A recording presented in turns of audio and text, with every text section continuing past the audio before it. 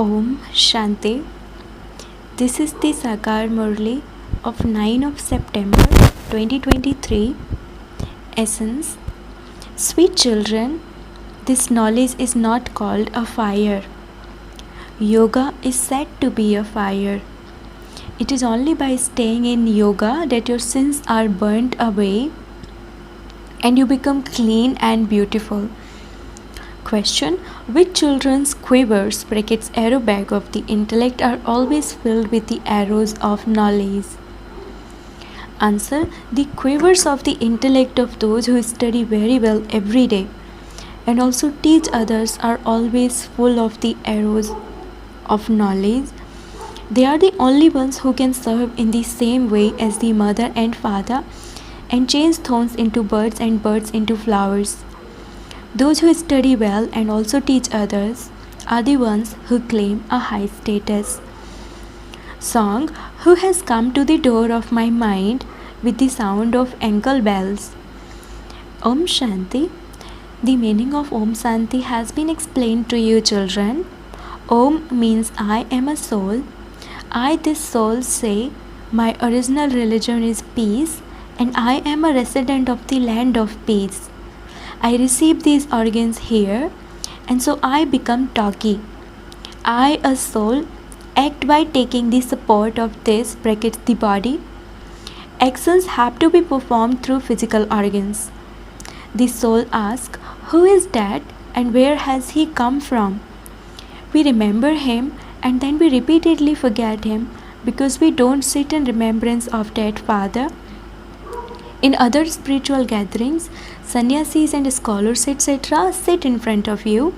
They would only relate the Vedas, the Upanishad and the Ramayana etc.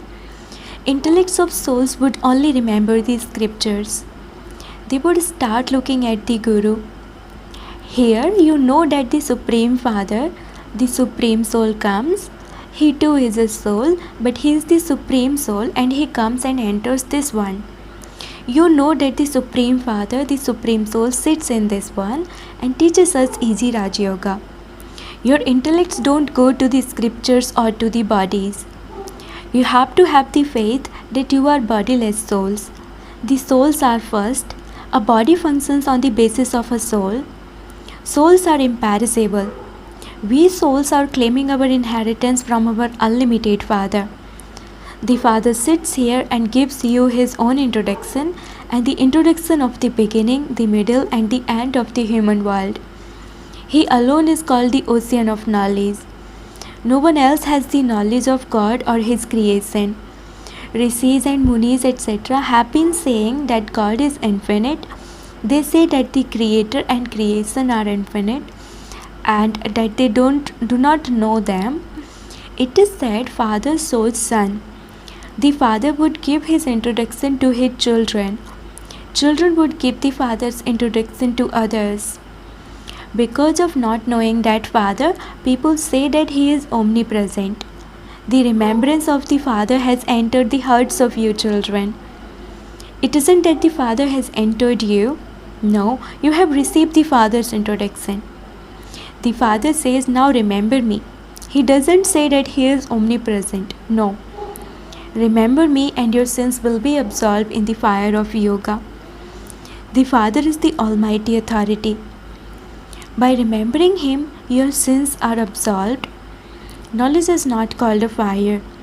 Yoga is said to be a fire in which your sins are burnt away. Sins cannot be burnt away by having the remembrance of anyone else. This whole play is based on Bharat. Bharat was like a diamond and by the end, Bharat becomes like a cell. Palaces of diamonds and jewels are built in Bharat. There was so much wealth in the Somanath temple. None of those of other religions can become as solvent as Bharat was. The people of Bharat were very happy. You children have now remembered everything. It is a matter of 5,000 years. That is, you people of Bharat were so wealthy 3,000 years before Christ. Now you are completely insolvent. The government continues to take loans from people. The unlimited Father sits here and explains this. By following the directions of Sri Sri Shiv Baba, you will become elevated deities of heaven. You have come here to change from human beings into deities. The praise Ek Omkar, Sat Nam Karta Purush, brackets the incorporeal, the truth, who does everything is only one, belongs to just that one. Death never comes to him. He is the one who changes human beings into deities. He washes the dirty, impure clothes. He makes your souls beautiful with knowledge and yoga. You receive the aim to remember Shiv Baba and you become very beautiful through this. Your souls and your bodies will become beautiful. In fact, Syam Sundar is your name.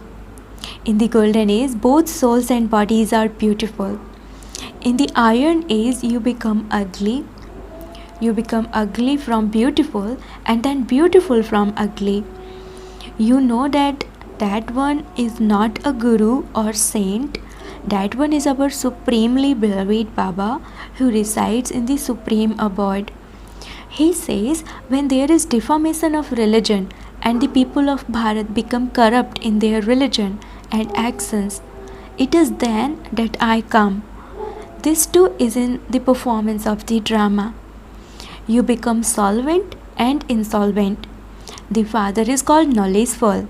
The ocean of knowledge can only come when devotion comes to an end. When the Sadguru gives the ointment of knowledge, the darkness of ignorance is dispelled. At this time, all are sleeping in the sleep of ignorance, the sleep of Kumbhakarna. They say, "Oh God, the Father," but they don't know the Father. The Father comes and explains, now have the faith that you are souls. Souls become impure and then pure. In the golden age, souls are pure and then they take 84 births and become impure. This one didn't know before. But he now knows that this is the last of his many births. He has experienced everything. Surely an experienced body is needed. He has had many gurus, etc. Sri Krishna doesn't need to adopt gurus, etc. This is a maze. They have set and made up stories with their imagination. You are the elevated decoration of the Brahmin clan. You are God's children. You are doing true service of the yajna here. In fact, you are spiritual social workers, whereas those people are physical. The Father only teaches the spirits.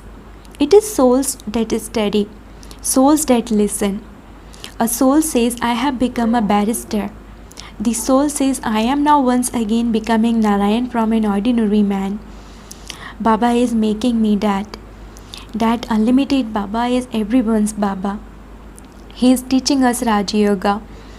He is incorporeal. Brahma, Vishnu and Shankar cannot be called God.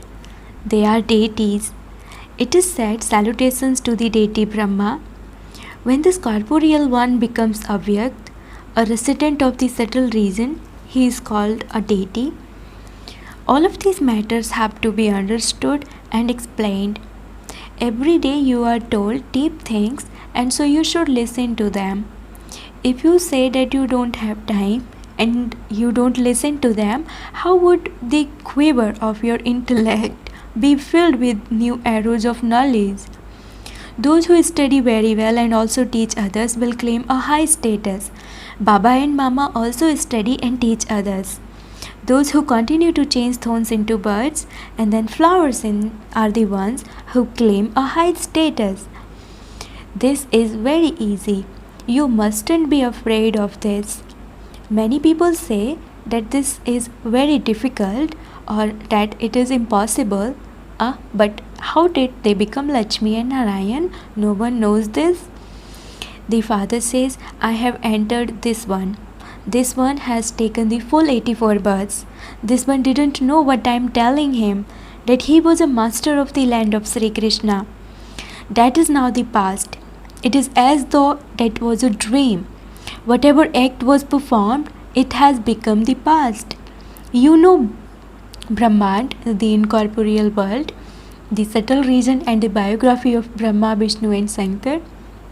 You know the biography of Sai Baba, Lakshmi and Narayan and everyone else.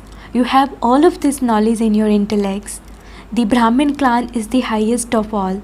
The top knot is a symbol of Brahmins. Sai Baba is higher than Brahmins. You go through each cycle as Brahmins, deities, warriors, merchants and sutras. Hum so hum, brackets, that which I watch, so I will become, applies to you. We were Sudras, then we became Brahmins, and now we will become deities.